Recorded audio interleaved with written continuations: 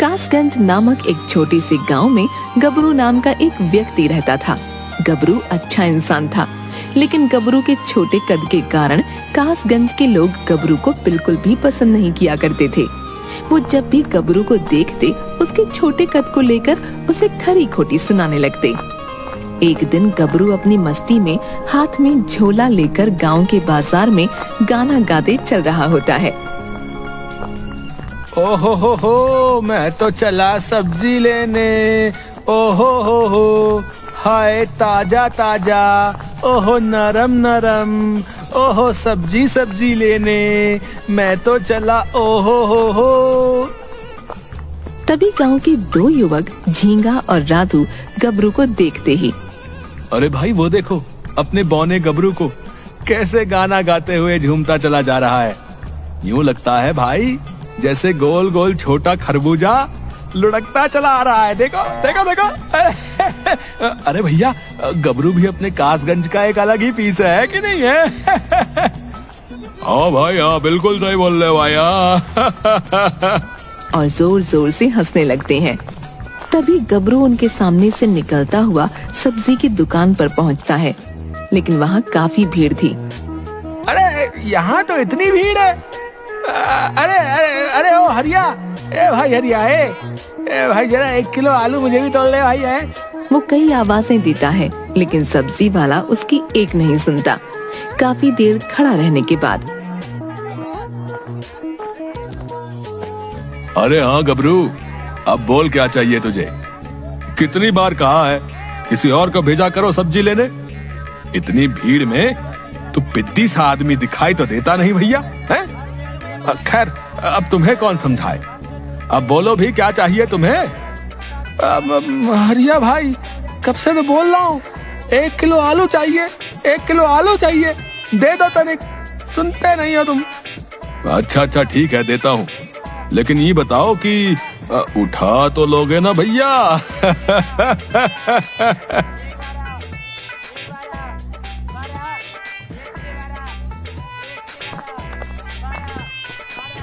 अरे आ गया तू, काफी देर लगा दी तूने आने में। आलू लेने गया था या वहीं बसने का इरादा करके गया था? काम चोरी में तो तेरी कोई बराबरी नहीं कर सकता है गबरू। अब मुझे यूं देख क्या रहा है? जाकर नदी से पानी ले आ। घर में एक बूंद भी पीने का पानी नहीं है। जाकर पानी लेकर आ। पूरा दिन मुफ्त की रोटियां तोड़ता रहता है। कोई काम धंधा भी कर लिया कर। हे भगवान, न जाने क्यों तूने मुझे ऐसी औलाद दी। काम की न काज की, दुश्मन अनाज की। चल जा यहाँ से। गबरू अपने पिता की ऐसी कड़वी बातें सुनकर बहुत दुखी हो जाता है। अच्छा ठीक है, जाता हूँ। गुस्सा क्यों कर रहा हूँ? जिसके बाद गबरू एक मिट्टी का घड़ा उठाता है और नदी किनारे जा ही रहा होता है कि उसे रास्ते में झींगा और राधू खड़े मिलते हैं। अरे राधू भाई, देख रहे हो ना कैसे हमारे गांव के पिद्दू मानस भी आजकल नदी किनारे पानी लेने जा रहे हैं। हाँ झींगा भाई, देख रहा हूँ, लेकिन ये तो समझ ही नहीं आ रहा है झींगा भाई कि मटका कौन सा है और गबरू भैया कौन सा है। बड़ी कंफ्यूजन है भैया। दोनों बहुत जोर जोर से हंसने लगते हैं। सही बोल रहे हो भाई, सही बोल रहे हो, बिल्कुल सही जा रहे हो भैया। ऐसा है कि बौना होने के भी जो है अपने ही मजे है भैया। हर छोटी से छोटी चीज भी अपने बराबर की दिखती है। क्या बकवास कर रहे हो तुम दोनों? है क्या बकवास कर रहे हो बे? मेरा कद ही छोटा है, वरना मैं किसी से कम नहीं हूँ, समझे? मैं वो हर काम कर सकता हूँ जो तुम दोनों कर सकते हो, समझे? मुझे कम मत समझना, तुम दोनों बता रहे हो। हाँ अरे हाँ गबरू भाई, हम कहाँ तुम्हें कम समझ रहे हैं। आखिर तुम तो हो ही हम सबसे अलग। आखिर बौने जो ठहरे भैया। ना तो चलते दिखते हो, ना ही बैठते नजर आते हो, तो भैया हुए ना हम सबसे अलग हैं? और झींगा राधू फिर से जोर जोर से हंसने लगते हैं। अपने बारे में ऐसी अपमानजनक बातें सुनकर गबरू वहाँ बड़ी उदासी से चुपचाप निकल जाता है। कुछ दूर चलने पर गबरू नदी किनारे पहुँचता है और रोने लगता है। इस गांव में जिसे देखो वही मेरा मजाक उड़ाने लगता है। अब मेरा छोटा कद है तो इसमें मेरी क्या गलती है भैया? बाबा भी मुझे नहीं समझते, दिन रात बस मुझे ताने ही दिया करते हैं। अब बस बहुत हुआ, अब मुझसे और नहीं सहा जाएगा। अब मैं और ऐसी जिंदगी नहीं जीना चाहता हूँ जहाँ कदम कदम पर मेरा मजाक उड़ाया जाता है। मैं इस नदी में डूबकर अपनी जान दे दूंगा। हाँ। गबरू जैसे ही नदी में डूबने के लिए पैर आगे करता है, अचानक से एक बहुत ही सुंदर कछुआ नदी में से उसके सामने आता है।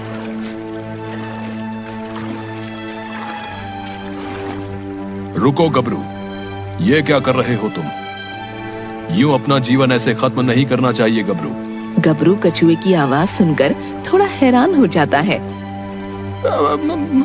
क्या भाई? मैं कछुआ? तुम बोल सकते हो क्या भाई? मैंने तो पहली बार ऐसा कछुआ देखा है। हाँ, तुम मुझे कुछ करोगे तो नहीं ना? चलो चलो दूर हटो मुझसे। नहीं नहीं गबरू, तुम्हें मुझसे डरने की कोई जरूरत नहीं है। मैं कोई साधारण कछुआ नहीं हूँ, बल्कि एक मायावी कछुआ हूँ। मैंने तुम्हारी सारी बातें सुन ली हैं गबरू। तुम एक नेक इंसान हो, लेकिन तुम्हारे छोटे कद की वजह से तुम इस नदी में अपनी जान देने जा रहे थे। मैं ऐसा नहीं होने दे सकता था, इसलिए मैं तुम्हारे सामने तुम्हें रोकने आ गया। क्या तुम सच में मायावी कछुए हो? भाई मुझे तो यकीन भी नहीं हो रहा है भाई। मैं अब सबकी बातें सुन सुनकर थक गया हूँ कछुए भाई, इसलिए अब और जीना नहीं चाहता हूँ। जब मैं जिंदा ही नहीं रहूंगा तो कोई भी मेरे बारे में बातें ही नहीं बना पाएगा कछुआ भाई। नहीं नहीं गबरू, ऐसा मत सोचो। तुम्हारी इस परेशानी का एक इलाज है मेरे पास गबरू। है इलाज? कैसा इलाज कछुए भाई? तभी कछुआ अपनी मायावी शक्ति से एक चमकती हुई चप्पल गबरू के सामने रख देता है। कछुए भाई, ये कैसी चप्पल है भला? और ये क्या सहायता करेगी भला मेरी?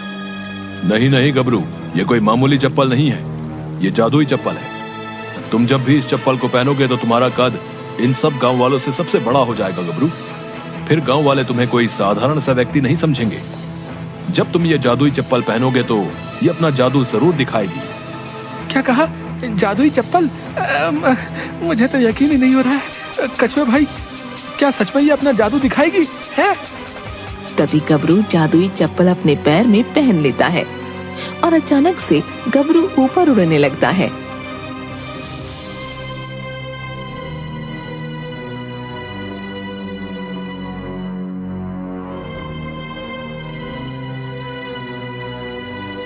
अरे वाह, अरे वाह वाह वाह! अरे कछुए भाई, तुमने तो बिल्कुल सच कहा था। देखो देखो, मैं तो आसमान से भी ऊपर आ गया हूँ। अरे वाह वाह वाह वाह! ये जादुई चप्पल तो बड़े काम की है भाई। वाह, मजा आ गया, मजा आ गया। अरे कछुए भाई, लेकिन अब मैं जमीन पर वापस कैसे आऊंगा? गबरू घबराओ नहीं, बोलो हे जादुई चप्पल, मुझे नीचे जमीन पर उतारो और तुम नीचे आ जाओगे गबरू। गबरू ऐसा ही बोलता है और तभी गबरू नीचे आ जाता है। देखो गबरू, ये जादुई चप्पल मैं सिर्फ तुम्हें इसलिए दे रहा हूं क्योंकि तुम एक अच्छे दिल के इंसान हो। लेकिन याद रखना, जब जब जादुई चप्पल को लगेगा कि तुम इसका उपयोग सिर्फ अपने स्वार्थ के लिए कर रहे हो, तो ये अपना जादू दिखाना बंद कर देगी और वापस मेरे पास आ जाएगी। समझे गबरू? हाँ हाँ कछुए भाई, मैं ध्यान दूंगा।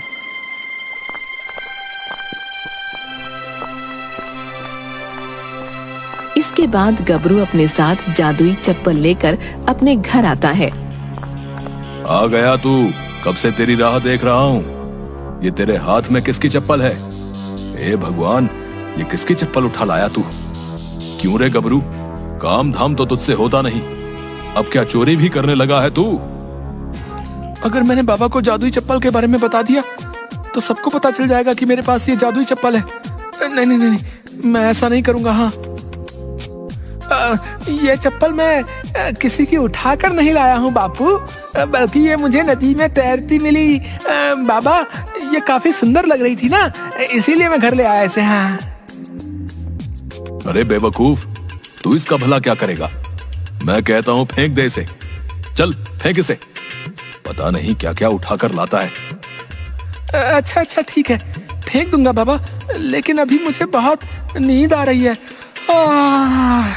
मैं सोने चलता हूँ। जिसके बाद गबरू अपने कमरे में अपनी चप्पल को अलमारी में छुपा देता है। अगली सुबह गबरू फिर से गांव के बाजार की तरफ निकलता है। उसके हाथ में फिर से सब्जी का झोला होता है, जिसे लेकर गबरू बाजार जाता है। तभी झींगा और राधू, अरे भाई देखो देखो, आ गए हमारे बौने महाराज। कैसे फुदक कर आ रहे हैं, देखो देखो। अब फिर से हरिया सब्जी वाले को ये बेचारा गबरू दिखाई नहीं देगा। दोनों फिर से हंसने लगते हैं। अरे लगता है इस बार भी हरिया मुझे देख नहीं पाएगा। लगता है मुझे अपनी जादुई चप्पल का जादू दिखाना होगा। हाँ, तभी गबरू अपने झोले से वो जादुई चप्पल निकालकर पहन लेता है। जैसे ही वो चप्पल पहनता है, सबसे ऊपर दिखने लगता है। ये सब देखकर झींगा और राधू हैरान हो जाते हैं। अरे भाई, अरे अरे अरे, ये गबरू अचानक से ऊपर कैसे आ गया भैया? ये क्या हो रहा है भाई? कहीं मैं कोई सपना तो नहीं देख रहा हूँ? भाई राधू बता तो जरा, जो मैं देख रहा हूँ वो तुझे भी दिखाई दे रहा है क्या? हाँ हाँ झींगा भाई, मुझे भी दिख रहा है। कैसे ये पिद्दू गबरू आसमान में उड़ रहा है? भाई ये क्या हो रहा है? मेरी तो कुछ समझ में नहीं आ रहा है। हे भगवान, मुझे तो चक्कर आ रहे हैं झींगा भाई। क्यों हरिया भैया, अब मैं दिख रहा हूँ ना तुम्हें? बोलो बोलो। हैं? हाँ हाँ भाई, दिख तो रहे हो, लेकिन तुमने कभी बताया नहीं कि तुम में अद्भुत शक्तियाँ भी हैं भैया। तुम हवा में भी उड़ सकते हो, हैं? इतना सुनते ही सब लोग बोलने लगते हैं। क्या कहा? अद्भुत शक्तियाँ? गबरू की जय हो, गबरू की जय हो। ये सब सुन गबरू बहुत खुश हो जाता है। अरे हाँ हाँ हरिया भाई, मैं कोई मामूली व्यक्ति थोड़ा ही हूँ भला। ये अद्भुत शक्तियाँ तो मुझ में बचपन से ही हैं, बस कभी दिखाई नहीं। सोचा आज दिखाई देता हूँ। सभी गबरू की ये बात सुनकर हैरान हो जाते हैं। गबरू की उड़ने वाली बात पूरे गांव में फैल जाती है। अब पूरे गांव में चारों तरफ गबरू के ही चर्चे थे। अरे बेटा, ये मैं क्या सुन रहा हूँ? क्या तुझ में सच में अद्भुत शक्तियाँ हैं? जहाँ भी जाता हूँ पूरे गांव में तेरे ही बारे में बातें होती रहती हैं। क्या ये सब सच है? तू उड़ सकता है बेटा? बाबा हाँ हाँ, ये बिल्कुल सच है, मैं उड़ सकता हूँ। हाँ हाँ हाँ। लेकिन ये सब कैसे हुआ? वो गबरू अपने बाबा को सच बताने ही वाला होता है, लेकिन फिर गबरू अपने आप से कहता है, अगर मैंने बाबा को जादुई चप्पल के बारे में बता दिया तो सभी गांव वालों को ये बात पता चल जाएगी कि मुझ में कोई अद्भुत शक्ति नहीं है। सारा कमाल उस जादुई चप्पल का है। नहीं नहीं नहीं, मैं किसी को नहीं बताऊंगा। हाँ। अरे बाबा, मुझे भी अभी मालूम हुआ है कि मैं उड़ सकता हूँ। हाँ। मैं कोई मामूली इंसान नहीं हूँ, मुझ में अद्भुत शक्तियाँ हैं। हाँ। अच्छा, फिर तो ये बहुत अच्छी बात है। गबरू बेटा, तुझ में अद्भुत शक्तियाँ हैं। हे भगवान, तेरा बहुत बहुत धन्यवाद जो तूने मुझे ऐसा बेटा दिया। वाह वाह वाह वाह गबरू। अपने बाबा की ऐसी बातें सुनकर गबरू बहुत खुश हो जाता है और जिसके बाद उसका बूढ़ा बाप वहाँ से चला जाता है। अब गबरू गांव में जहाँ कहीं भी जाता सब उसे बड़ी इज्जत देने लगे थे। कोई भी उसके छोटे कद का मजाक नहीं बनाता था। अरे राधू, देखो देखो, गबरू जी आ रहे हैं। इनमें तो अद्भुत शक्तियां हैं भैया। हाँ, ये तो हमारे गांव के लिए बड़ी खुशी की बात है। हाँ भैया, वाह वाह वाह, गबरू जी बहुत अच्छे भैया, वाह। ये सब बातें सुनकर गबरू बहुत खुश हो जाता है। अरे वाह, अब ये दोनों जो मुझे दिन रात खरी खोटी सुनाया करते थे, आज मेरे बारे में अच्छी अच्छी बातें बोल रहे हैं। अरे भाई वाह वाह वाह, अब तो मजे ही मजे हैं। अब इनकी हिम्मत नहीं है जो मुझे कुछ भी बोले। आखिर अब मैं इस कासगंज में सबसे शक्तिशाली जो हूँ। भैया वाह वाह वाह, अब तो मेरे मजे ही मजे हैं। लेकिन अब मैं इन्हें ऐसे नहीं जाने दूंगा। हाँ, झींगा और राधू ने मिलकर मेरा बहुत मजाक बनाया है। अब मैं इन्हें सबक सिखा कर ही रहूंगा। हाँ। अब गबरू को अपने आप पर घमंड हो गया था। अब गबरू खुद किसी से सीधे मुंह बात नहीं करता था। गबरू समझने लगा था कि वो पूरे कासगंज में सबसे शक्तिशाली है।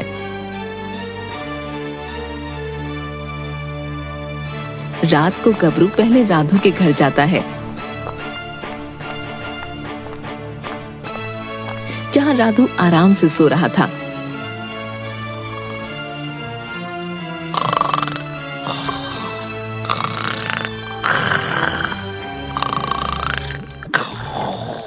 तभी गबरू राधू को एक जोरदार थप्पड़ मारता है और गबरू आसमान में उड़ने लगता है। कौन है भाई? किसने मुझे इतनी जोर का थप्पड़ मारा? कौन है? लगता है मेरा सपना होगा। भला मुझे कौन मारेगा? सो जाता हूँ। सपने भी ना बड़े अजीब अजीब दिखने लगे हैं आजकल। तभी राधू फिर से सो जाता है। फिर गबरू नीचे उतरकर एक और थप्पड़ राधू के मुंह पर मारता है और फिर वो आसमान में उड़ने लगता है। अरे कौन है भाई? कौन मार रहा है मुझे? कौन मार रहा है मुझे? कुछ नजर क्यों नहीं आ रहा भाई? ये कौन है भाई? ये सिलसिला काफी देर तक चलता है, जिसके बाद राधू जोर जोर से रोने लगता है। इसके बाद गबरू चुपके से झींगा के घर जाता है। झींगा भी आराम से सो रहा था। गबरू के हाथ में एक कैंची होती है और सोते हुए झींगा गबरू के सारे बाल काट देता है। अब आएगा ना मजा? तूने तो मेरा बड़ा मजाक उड़ाया झींगा। अब देखना तेरा कैसे मजाक बनता है। और गबरू हंसने लगता है।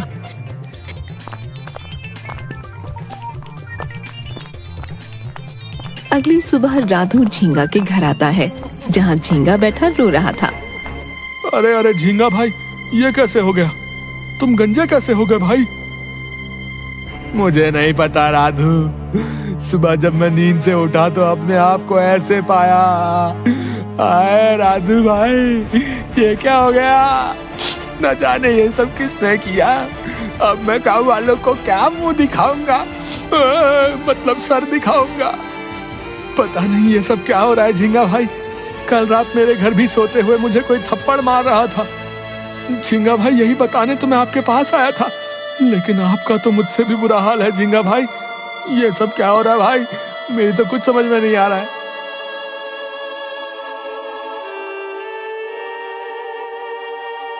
एक दिन गबरू उड़ते हुए कासगंज के एक पनघट पर जा पहुंचता है। ए ब्यूटीफुल लड़कियों, I am super powerful man गबरू। मेरे साथ कोई उड़ना चाहेगी? ऐसी बातें सुनकर सब लड़कियां हंसने लगीं और उनमें से एक लड़की बोली, गबरू अंकल, आज कहाँ फर्राटेदार इंग्लिश बोल रहे हो? उड़ तो सकते हो, लेकिन हो तो बौने ही ना। गबरू ये सब सुनकर गुस्से से लाल हो जाता है। ये अंकल किसको बोलती है? अंकल किसको बोला? अंकल दिखता हूँ क्या? एक एक करके देख लूंगा सबको। और उड़ता हुआ पनघट से थोड़ा दूर बांस की झाड़ियों में छिप जाता है। जब लड़कियां अपने घड़े लेकर वहां से निकलती हैं, तभी गबरू गुलेल से उनके मटके फोड़ देता है।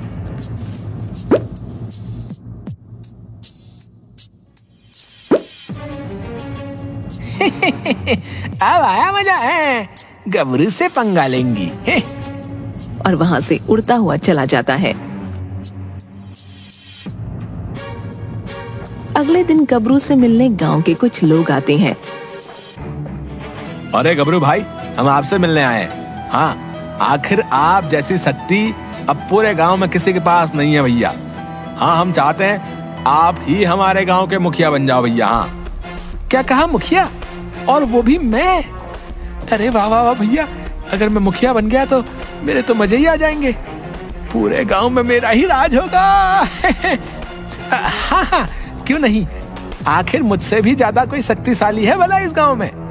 मैं मुखिया बनने के लिए बिल्कुल योग्य हूँ। हाँ तो ठीक है गबरू जी, कल आपको मुखिया बनने से पहले एक बार सभी गांव वालों के सामने अपनी शक्ति का प्रदर्शन करना होगा।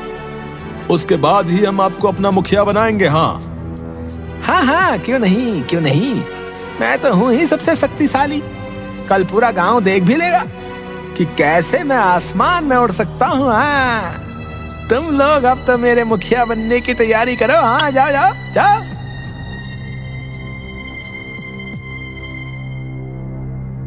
अगली सुबह गबरू और पूरा गांव उपस्थित होते हैं।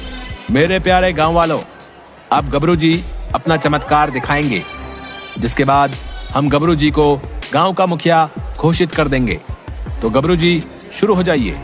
सभी लोग आपकी अद्भुत शक्ति देखना चाहते हैं। हाँ हाँ, क्यों नहीं भैया, क्यों नहीं, अभी दिखाता हूँ आपको अपनी अद्भुत शक्ति। हाँ, लेकिन इससे पहले आप सबको एक बार मेरी तरफ ना देखते हुए आसमान में देखना होगा। हाँ हाँ, ठीक है गबरू जी, हम ऐसा ही करेंगे। सभी गांव वाले जैसे ही आसमान में देखते हैं, गबरू जल्दी से अपनी चप्पल निकालता है और पहन लेता है। अब आप लोग मेरी तरफ देख सकते हैं। गांव वाले गबरू की तरफ देखने लगते हैं। गबरू ऊपर आसमान में उड़ नहीं पाता।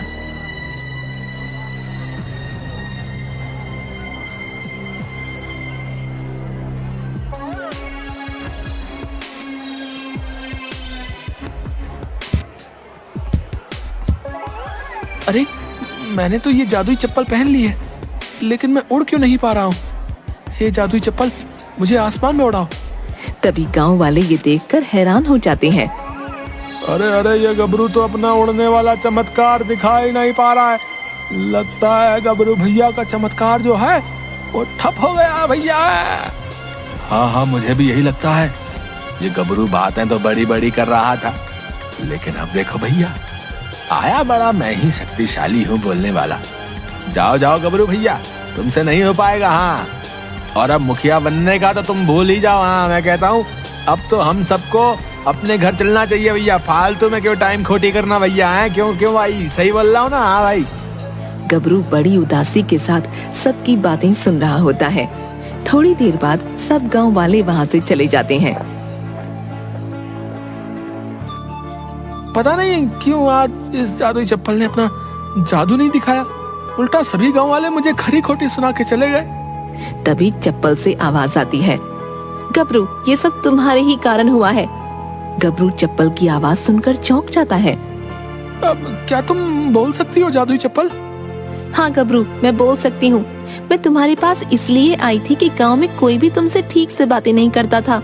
हर कोई तुम्हारे छोटे कद के कारण तुम्हारा बस मजाक ही उड़ाता था।